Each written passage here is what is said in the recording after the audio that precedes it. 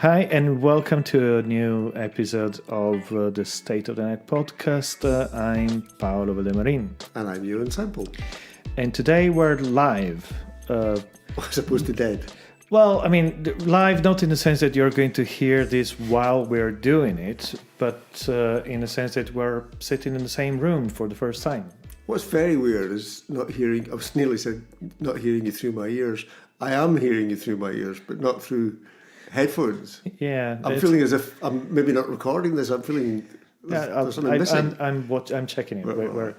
So I think that it's interesting because I heard on a TV show, on a radio show, of how, or actually on a podcast, somebody saying how radio is good because when you have a conversation, you're facing each other, as opposed to, they were saying, television, where usually you're facing an audience. So you're having a conversation, but you're not really looking at each other because you're both facing an audience. It's like panels and conferences, which makes barely don't work for that. Yeah, exactly. Yeah. Which makes the whole thing like fake because you're talking to another while watching. But you see, I'd almost head in the other direction because one of the reasons I've always thought of maybe running a business around walking and talking is that you're not sitting facing each other, but so I always describe it as like talking to yourself but better.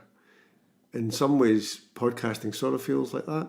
It's why I'm not a fan of video calls. Well, let's put it this way.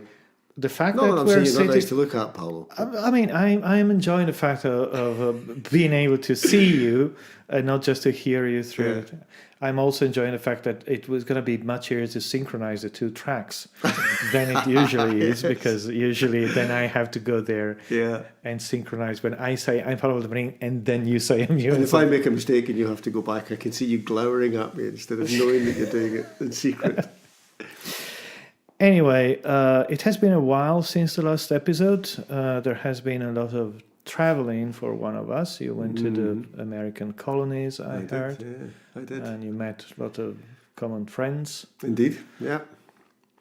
And you got a new driving license. I have my Class 1, as it used to be called. It's now called C+E. But yes, my big truck license. How cool is that? I reckon it's pretty cool. Something I was thinking about recently, especially after our last podcast, where we had a discussion about topics that were a little bit off our usual beaten path. And I was considering how I wasn't feeling too uncomfortable about doing that. And probably part of the reason for this was that it is podcasting is a very limited channel in terms of feedback. Yes, somebody can leave a comment, but you have a pretty high entry threshold in terms of getting feedback. Yeah. And in a way, it makes me feel a little bit like the early days of blogging, before we invented comments and trackbacks and all the other stuff.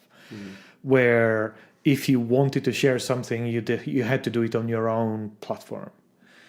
And as we were saying before we started recording, I think that we all spent a lot of time trying to lower the threshold, trying to say we need more people. It needs to be easier and easier and easier to get in.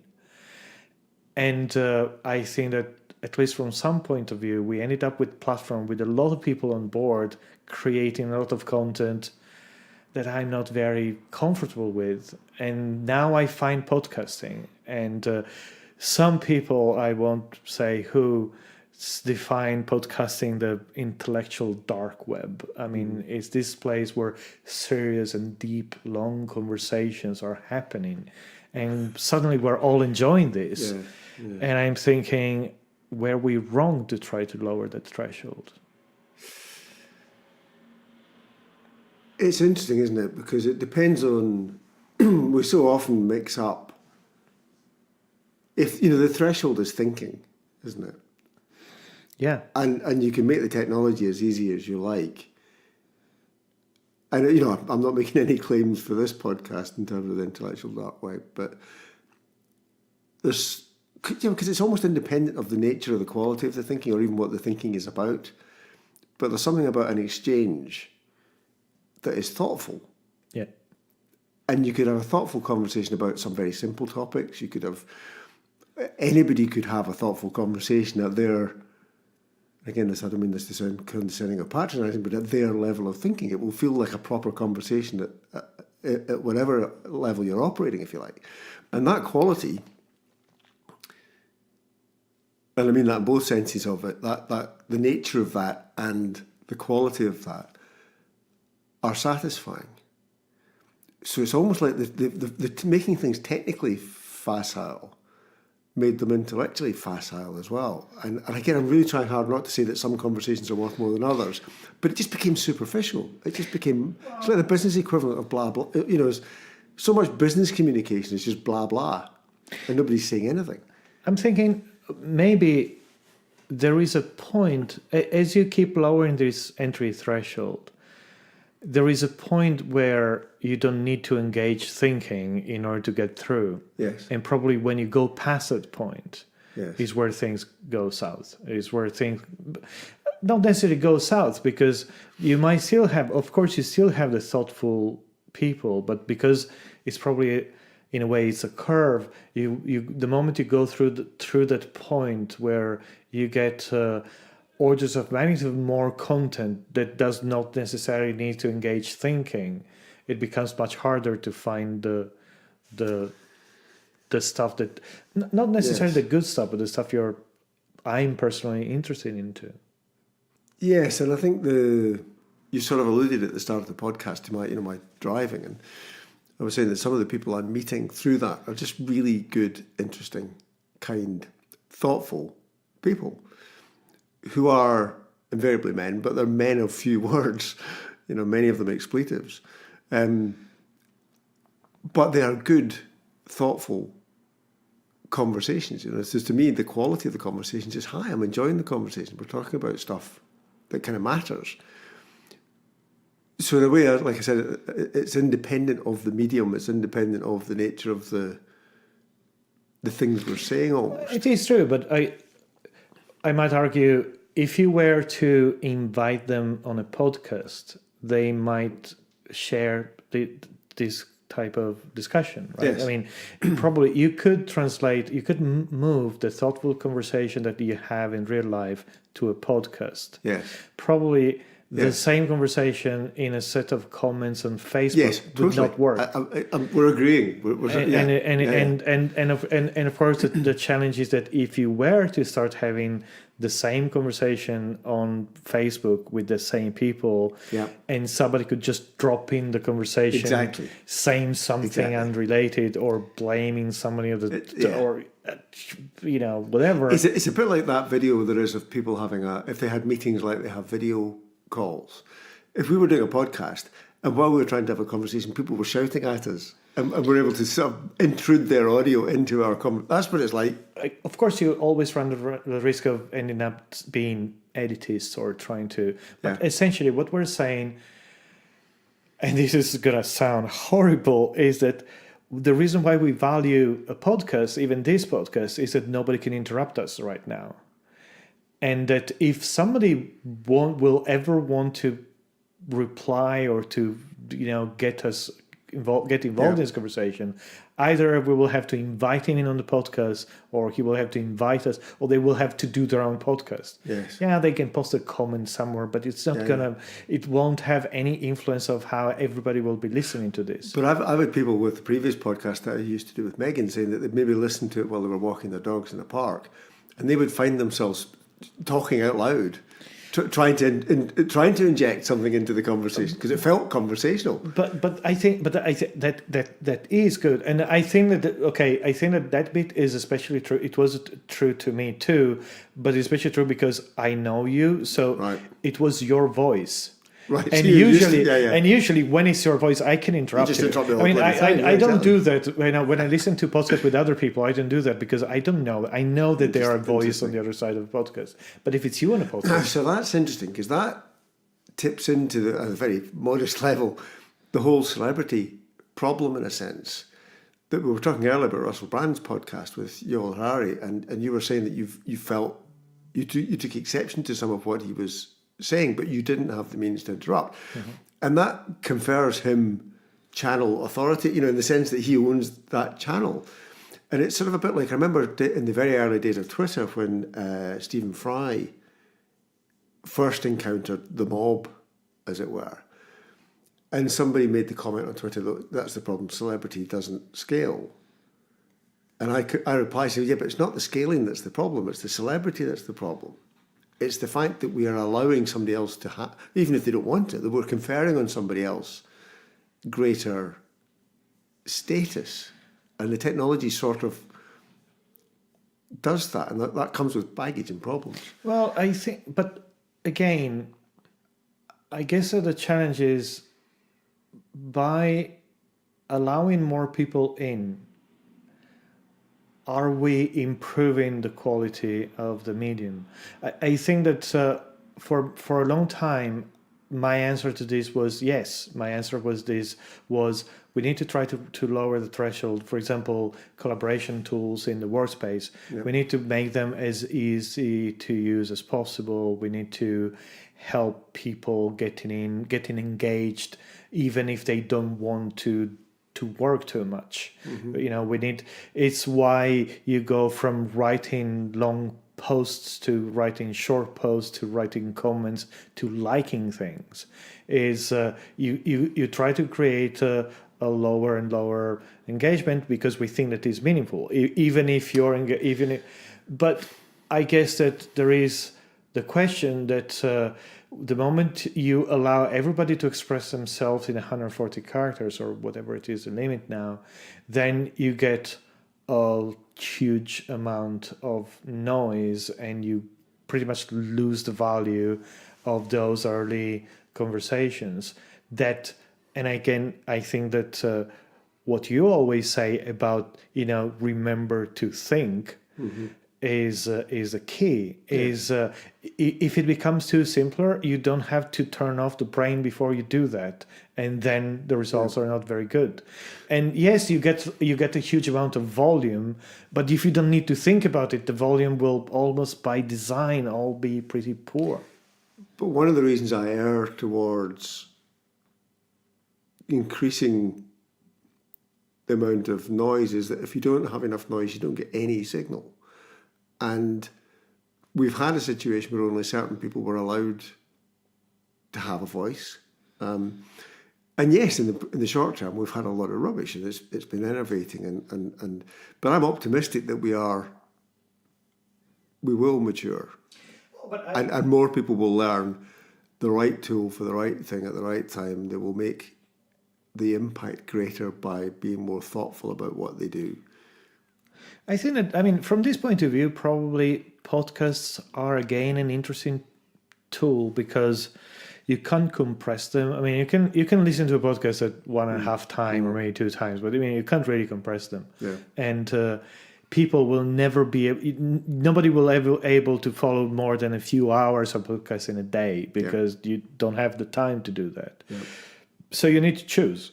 Basically, you can't follow 1,000 podcasters. There's no way you can listen. Mm-hmm. So yes, you can create a huge quantity, but you will still have only that amount of attention available that can be spent. So this will probably might create a situation where eventually, of course, you will have a lot of production. And I think it is great. The more mm-hmm. people enter, the better.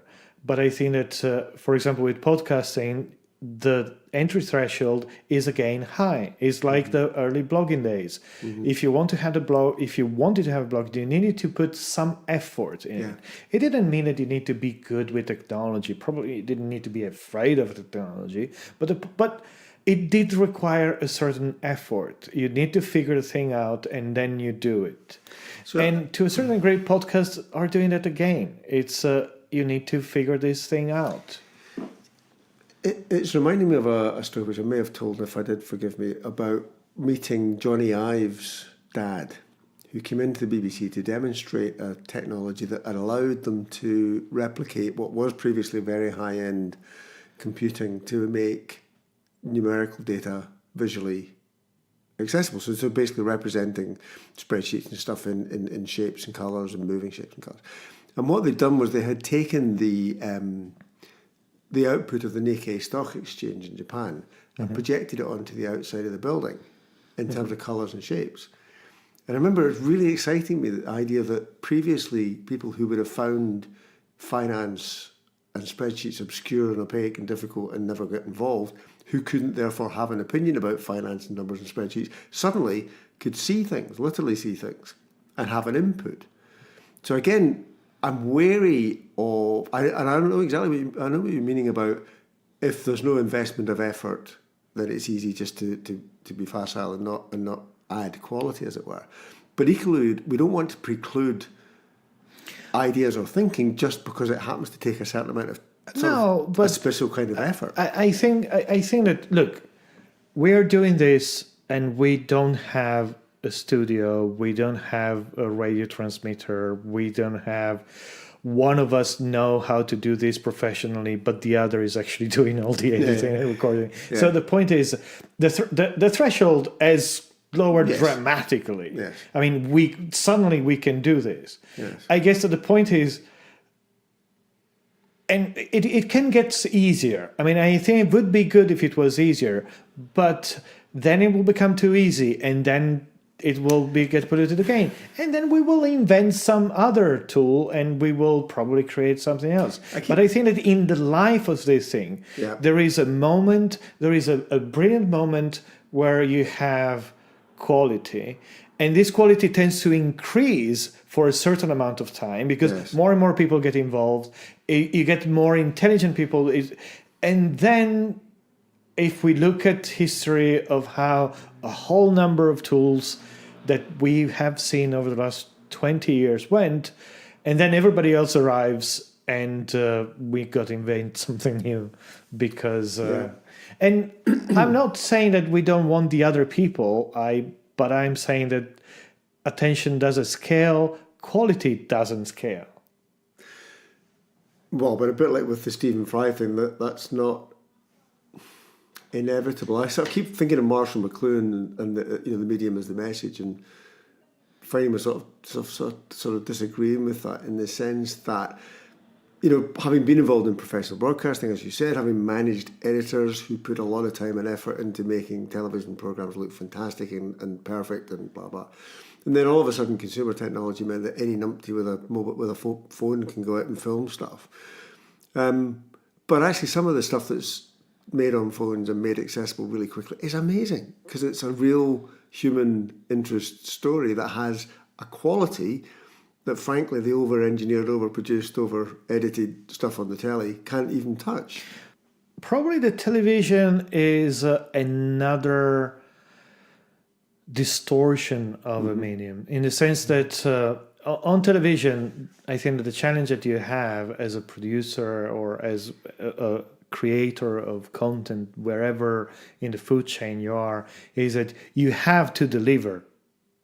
It's basically, you have been hired to produce an hour of television per week. You need to produce an hour of television per week. Some weeks you have good shit, some week you don't. Yeah. And on the weeks you don't, you got to produce an hour of television anyway. Yeah. So that, it's the same reason why while I'm complaining about journalists all the time, I appreciate that the journalists need to be able to write about anything because they are just told, you go write about something. So making something professional, of course, creates... I love the term that you have in English, amateur. Yes. Because there is love involved in the term. Yes. And I mean, in we don't have that in Italian, for example. In Italian, you would say that somebody is not a professional, is almost derogatory. I think, to be fair to them, it's a French word, but yes. Yes, well, let's concede that. Well, they get things. As Bush famously said, they don't have a word for entrepreneur. But let's say that, and he's of Latin origin. But let's say that I like the idea of somebody doing something for love. Yes. Then I suppose that this can mutate into the professional version of it, which might not or might be necessary because it's forced by money and other reasons. And becomes so I often talk about what I call the perils of professionalism, and it's true in the workplace. So when you become a professional communicator, what does that make the rest of us? To your point, and it becomes a different thing. It becomes a game that they're all playing against each other, sort of thing. Or if you're a professional people person, you go into HR, and all of a sudden they stop being good at dealing with people. They just become an HR professional, and so there's a whole doubt. And as a musician, I grew up playing music, loving music. I got put off classical music by studying it at university, and then I got put off playing it by doing it for a living. But I think probably music is an interesting metaphor. I mean, as our friend Gigi Tagliapetra would probably say, there is always music is always a good metaphor for everything, and everybody can play music. I mean, you can just whistle or sing. I mean, you can buy an instrument. I mean, the entry threshold for music is not incredibly high. But it requires some effort. If you don't... Yes, you're right. And that's getting closer to what I think we're both trying to say, in the sense that there's some people who sing really badly. There are people who will walk around the streets whistling really badly. But I'd rather that they were able to do that than not. Yes, true. But at the same time, I think that if you play an instrument very badly, you will give up. I mean, and you won't get a lot of people listening to you, and you won't be published. I mean, I think that the fact that you need to put some love in the exercise in order to get results is important.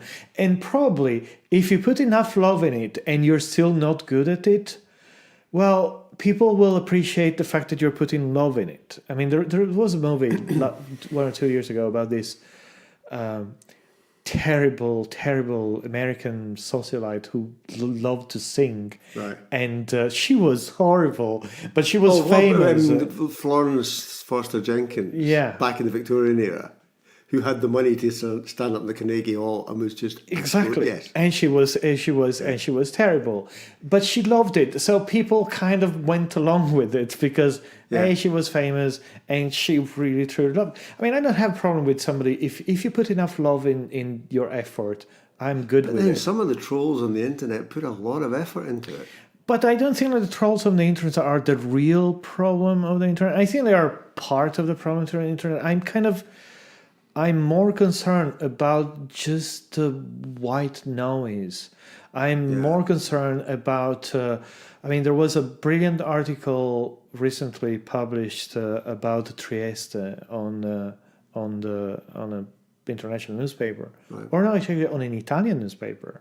And somebody in Italy posted a comment complaining, why do we always speak about places abroad? We should talk about Italy, which is so beautiful. And it's the type of thing that you say, okay, we so don't need that. It's, if you were not allowed to post stuff on Facebook, I would be fine for me. I mean, I'm sorry. Yeah. But I think that... Well, me personally. Yes. If I wasn't allowed to post stuff on No, not you personally. I kind of still treat you. You are just... I'm borderline. You're borderline, but you're still allowed to do that. I'm joking, but that's sort of my point. Who gets to decide? Because you can always ignore the shit. I don't think that everybody gets to decide. But I think that is interesting is that if there is a sort of constant... curve in the evolution of these tools, there is a moment of maximum, golden. It's like civilization, isn't it? Civilization, and then it just look at America. I mean, look at the Romans. I mean, look at where we are. The British Empire. Yeah, exactly. I mean, we have plenty of example, and it's it's like civilization. Then we end up in another place, and then we need to wait for the next wave of civilization. So I'm thinking probably podcasting in this moment, I would say, is still on the increasing. It's getting Well, better and it's a better. second wave, isn't it? Because it had a burst and then... Yeah, well, went the backwards thing, and it had a burst, but kind of it burned out, it Yeah. fizzled out, and Yeah. then it came back, and it's coming back. It's interesting.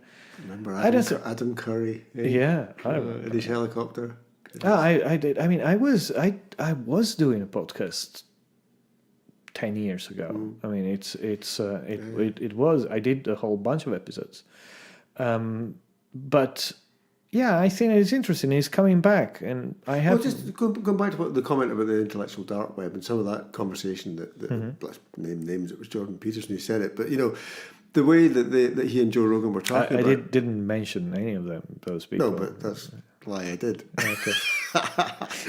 But it's your fault. I know exactly. Yeah, yeah. It's not like anybody can it's a interrupt great way. it. It's a great way to get the numbers up. You just have to mention Jordan Peterson on the internet, and all of a sudden all hell breaks loose. Okay, I'll put it in an episode notes. Yeah, do that. But just to clarify, neither of us agree with Jordan Peterson. But anyway, I forgot what I was going to say now. Oh no, it was the fact that, and as an ex-radio guy, what the old joke about the pictures on radio are better. What I love about the medium is that it's very intimate, and I think we talked about this before. That it's in your head. Whereas telly's on a box in the corner of the room. When you listen to a podcast, invariably it's through headphones these days, and it really does feel as if it's literally in your skull, and so there's an intimacy about it that I think demands respect. Partly, if somebody's going to listen to this, they're allowing us into their head. Well, it actually reminds me of another thing that Jordan Peterson said on that same episode, which is the spoken word is as powerful as a written word, and of course the meaning in their space was saying, you can have this long intellectual, at least in their case, conversations and publish them in a way that was impossible to do before. Yeah. But if you think about it, even audiobooks are spoken word, and I think that I keep noticing how the way you absorb audiobooks is completely different from the way you absorb written books. Well, I've never been the same since listening to Game of Thrones. And I've never seen it on the telly, and I've never read the books, but listening to Roy Dotrice do it in Audible was just gobsmacking. And it's, but even, I mean, I'm realizing that I'm kind of doing both. I mean, and it's funny thing, I'm doing both at the same time, in the sense that I'm, at any point in time, I have an audiobook going and a written book going, not at the same time of the day, but I'm alternating between the two. But I notice how I remember audiobooks in a different way. I mean, I remember, for example, I tend to associate places. I was going to say, when you walk past the same place, you remember bits of the book. Exactly. But what's interesting is my brain's wanting to blur the edges more. So, I've got various means of making notes or marking bits of a podcast or an audiobook so that I can go back to it, or I can refer to it, or I can point to it. And I also find myself increasingly, if I'm reading a real physical book, pressing and holding on a word to get the dictionary definition of it. And it's really weird how we've got quite a long way to go, I think, in terms of how we free up the ideas that are still sort of trapped in a physical medium, and our brains are sort of wanting to break some of those boundaries. Yeah, well, it's like something I truly dislike about paper books is that they don't have the current time in the corner. It would be so just... Yeah. Anyway, we made to 30 minutes of recording. But is this a good thing or a bad thing, Paolo? You've never quite come down on one side, I don't know. I kind of have this 30-minute threshold. I kind because you may want to cut this out of the podcast, but what's very disconcerting about sitting watching you is when you get distracted and you sort of start looking at your watch and you start looking at the computer, because when I'm in my room, I can't see you doing that. But then you are taking responsibility for the recording, so you're having to look at the meters and stuff. I just keep it. I'm mostly checking the meters to make sure that we're still recording this thing. Apparently we are. But actually, it's maybe just worth picking up on that, because we've both got Apple Watches. And the whole etiquette of paying attention and being present becomes very problematic when you've got an Apple Watch. Because, I love it because it actually intrudes and people won't Much believe less. me when I say this, but it does intrude less than the phone because you don't have to pick the phone up, you don't get drawn into the fun things you could do with your phone. But when it vibrates, and I've got very few notifications on it as well, I'm pretty ruthless. It's pretty much only my family messaging me. But occasionally it'll vibrate, and while I'm with somebody, I'll look at my watch, and instantly they get all self-conscious because they think I'm indicating with that ostentatious raising of the wrist, are you still talking because I'm getting bored? Yeah. And I've had to learn To do to it. sort of curb that. It just, Yeah, no, I mean, it's probably happening less these days. But I remember at the beginning, I had to explain to people, no, it's fine. Yeah. I just got a notification on my Apple Watch, and then they think you're an asshole Yes. and showing off your Apple Watch, and then you say, But even there's things like we've got so used to watching people walking along the street talking to themselves. "Oh, that is." It's still weird, but actually, I was talking to my daughter Molly about this. We walked past somebody who was watching a video on their phone with the sound turned up full in a public space. And call me a grumpy old man, but that really, really gets to me. I don't want to listen to your video. Sometimes you have people on the tube watching videos. It's just crazy. Now, the thing about talking to yourself, which I do all the time because, I walk down the street with my AirPods and having a conversation. But I remember the first time... I pick my phone up to pretend I'm talking, just to indicate that I'm talking just into hold you. it. Now, I remember many, many years ago, I think I had my first Bluetooth little headphone. Yeah. And I was working with an organization that had their offices in Trieste in the former mental hospital. And, famously, Trieste was the center of the reform of mental health in Italy and in Europe. And they converted this infrastructure. There are cooperatives. And so you still have some former patients of the hospital roaming around. And as I was walking down the street, and I realized that we were all talking to ourselves. It was the one place where I felt less awkward having a chat with my headphones because everybody was doing that. They were just mumbling to themselves as they were walking down the street. I think it's a good place to do that. It's funny, isn't it? So that whole thing about what's normal, is it normal to walk around talking to yourself? Is it acceptable to walk around talking to yourself? Sort of relates to the accessibility and the ease of use of tools, because amongst the geek community, as it were, the early adopter community, there's a kind of norm and there's a threshold, and we kind of feel pleased with ourselves that we've passed it and we can get access to these tools and the quality's high and blah, blah, blah. And then others who don't manage to achieve that level of competence or facility with the technology, and I had this even in the internal network we had at the BBC, people were concerned that it was just creating a different hierarchy of those who were good with words or good with technology or could use a website or whatever, and therefore precluding maybe a different group of people than meetings preclude people because only certain people are allowed to go to them, only certain people are confident enough to say what they think in a meeting.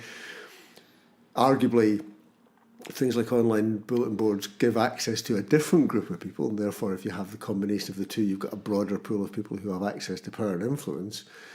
But it is interesting how...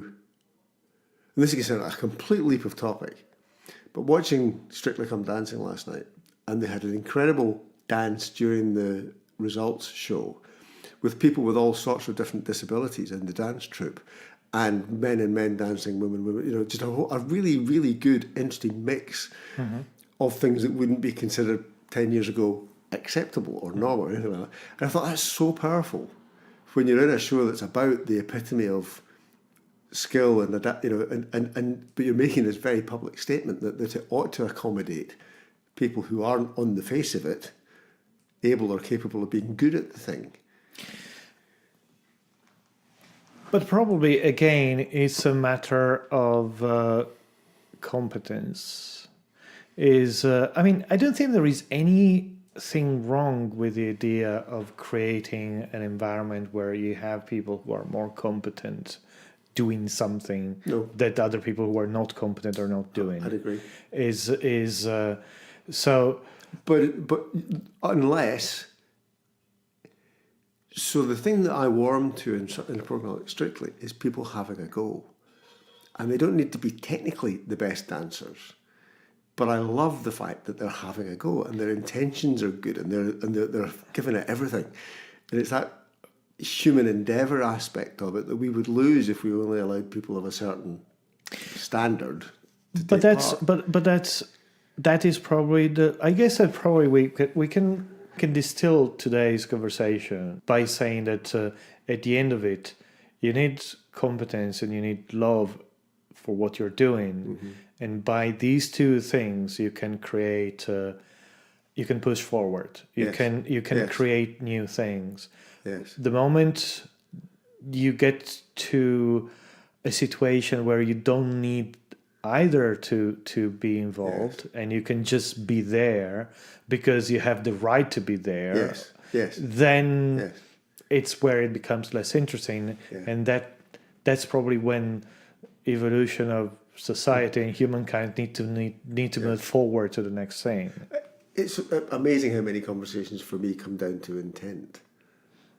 If your intent is genuine and it's to communicate and to further civilization or the person you're talking to, then I don't care if you're crap at it. If your intent is just to fill the world with noise and you don't care, less so. And we'll let people judge for themselves, which we're doing at the moment.